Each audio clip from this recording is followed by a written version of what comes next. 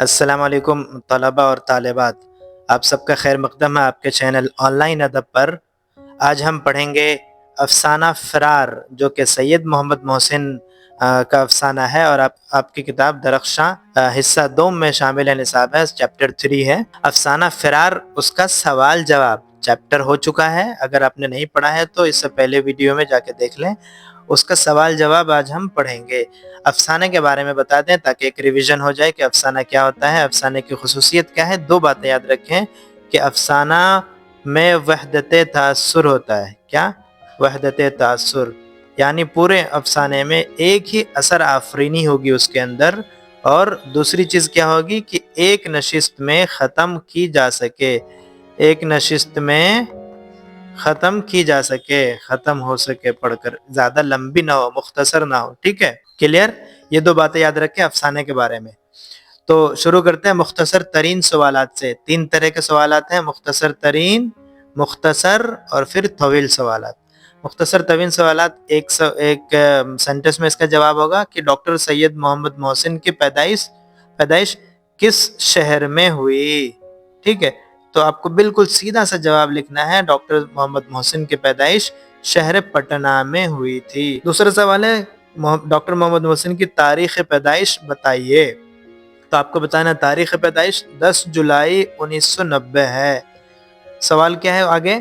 زیر نصاب افسانوں میں ڈاکٹر محمد محسن، ٹھیک ہے، محسن کا کون سا افسانہ شامل ہے؟ تو آپ لکھیں گے کہ زیر نصاب افسانوں میں ڈاکٹر محمد محسن کا افسانہ فرار شامل ہے۔ آگے سوال ہے ڈاکٹر محمد محسن کے والد کا نام بتائیے۔ ان کے والد کا نام کیا تھا؟ سید محمد رشید تھا۔ ڈاکٹر محمد محسن کو کس موضوع پر مہارت تھی؟ ٹھیک ہے، ان کو نفسیات کے موضوع پر مہارت تھی۔ پٹنہ یونیورسٹی میں وہ اسی موضوع کے شعبہ صدر تھے، HOD تھے۔ ٹھیک ہے، آگے چلتے ہیں مختصر سوالات۔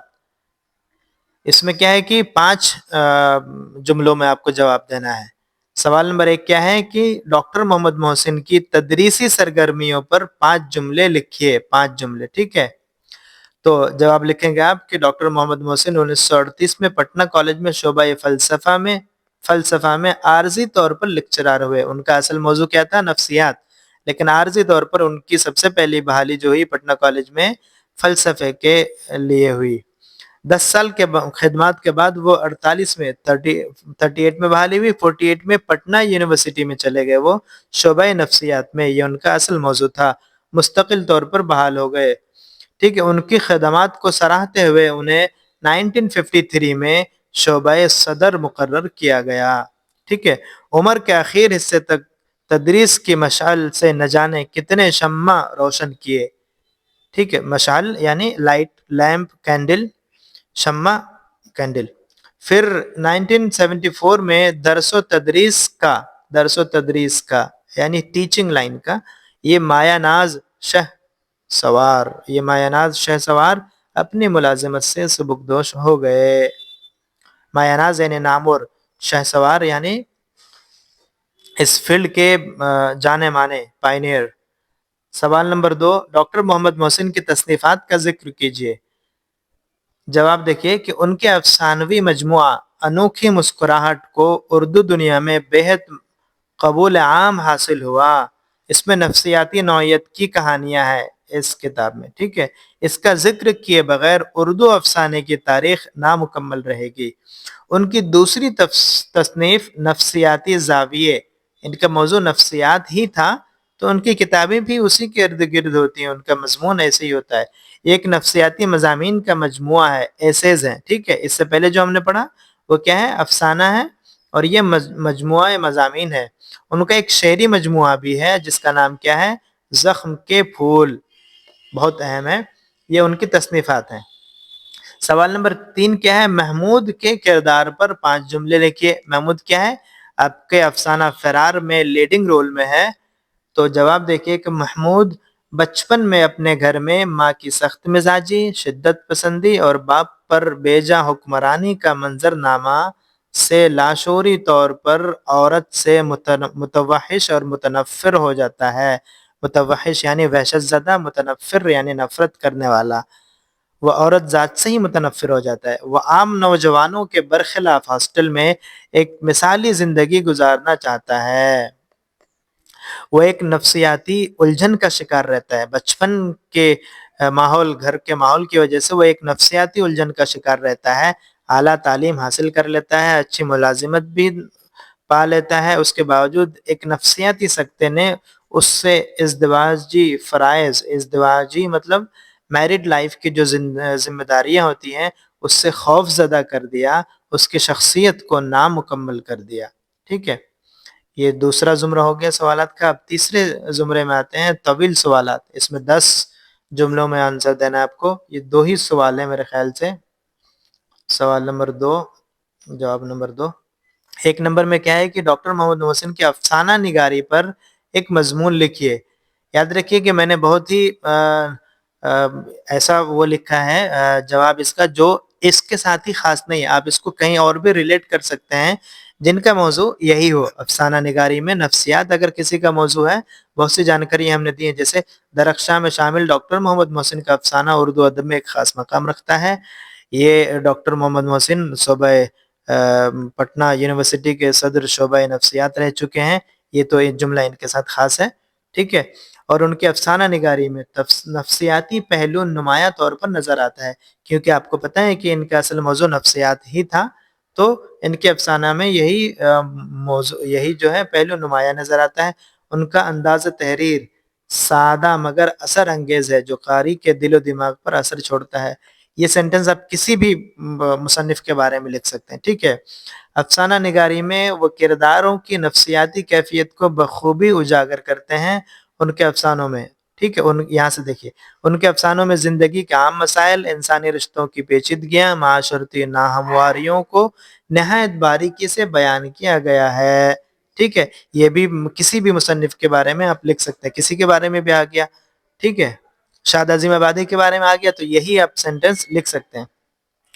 درخشاں میں شامل ان کا افسانہ صرف ایک کہانی نہیں بلکہ ایک سبق بھی ہے جو نوجوان طلباء کو زندگی کی حقیقتوں سے روشناس کراتا ہے. یہ بھی آپ لکھ سکتے ہیں. ڈاکٹر محمد محسن کی افسانہ نگاری میں اصلاحی پہلو بھی موجود ہے. وہ افسانے کو تفریح سے زیادہ ایک فکری پیغام کا ذریعہ سمجھتے ہیں. ان کی تحریروں میں زبان کی سلاست، جذبات کی شدت اور نفسیاتی گہرائی کا حسین امتزاج پایا جاتا ہے. یہ بھی ایز اٹ از آپ لکھ سکتے ہیں. نفسیاتی کو ہٹا سکتے ہیں یہاں سے، باقی پورا جملہ ایسے لکھیں گے. آگے دیکھیں، درخشاں جیسی کتاب میں ان کے افسانے کی شمولیت اس بات کا ثبوت ہے کہ نئی نسل کو نہ صرف ادب کا ذوق سکھایا جا رہا ہے بلکہ زندگی کی حقیقتوں کا شعور بھی دیا جا رہا ہے. ٹھیک ہے، یہ سب جملے ایسے ہیں جو آپ تھوڑی سی چینجنگ کے ساتھ کسی دوسرے کے لیے بھی لکھ سکتے ہیں. سوال نمبر 2، ڈاکٹر محمد محسن کی. سوال نمبر 2 میں سوال وہی رہ گیا ہے، حالانکہ یہ دوسرا سوال ہے، جواب لیکن صحیح ہے. خلاصہ بیان کرنا ہے. ٹھیک ہے، مرکزی یہ جو فرار افسانہ ہے اس کا مرکزی خیال بیان کرنا ہے آپ کو سوال نمبر 2 میں. ٹھیک ہے، تو مرکزی خیال میں کیا ہے؟ ایک نوجوان محمود کا کردار ہے جو حصول تعلیم کے لیے سرگردہ رہتا ہے. عام نوجوانوں کے برخلاف ہوٹل نہیں ہاسٹل ہے، یہ ہاسٹل میں ایک مثالی زندگی گزارتا ہے. اچھے طالب علم کی پہچان ہوتی ہے. ٹھیک ہے، یہ سب دیکھ لیجئے. نفسیاتی الجھن کا شکار ہوتا ہے. 10 جملوں میں کیونکہ لکھنا ہے اسی لیے تھوڑی طویل کر دی ہم نے. بچپن میں اپنے گھر میں ماں کی سخت مزاجی یہی اصل چیز ہے. ٹھیک ہے، ماں کی سخت مزاجی لاشعوری طور پر اسے عورت سے متوحش اور متنفر کر دیتا ہے. اس نفسیاتی کیفیت میں حصول تعلیم بھی کر لیتا ہے اور اچھی ملازمت میں بھی داخل ہو جاتا ہے، لیکن اسے وہ پرانا اپنے بچپن کا ماحول یاد آتا ہے جس کی وجہ سے وہ اسی گھٹن بھری زندگی کو ہمیشہ یاد رکھتا ہے. وہ کبھی بھول نہیں پاتا ہے جہاں عورت مرد کی تذلیل کرتی ہے. اس نفسیاتی سکتے نے کیا کیا اس کے ساتھ؟ اس کی زندگی کو نامکمل کر دیا، اس کے ازدواجی فرائض سے اس کو خوف زدہ کر دیا اور اس کی شخصیت کو نامکمل کر دیا۔ ٹھیک ہے، امید ہے کہ آپ کو یہ پسند آیا ہوگا، آپ کے امتحان کے لیے بہت ہی امپورٹنٹ ہے، ابھی سے تیاری میں لگ جائیے۔ ملتے ہیں نیکسٹ چیپٹر میں۔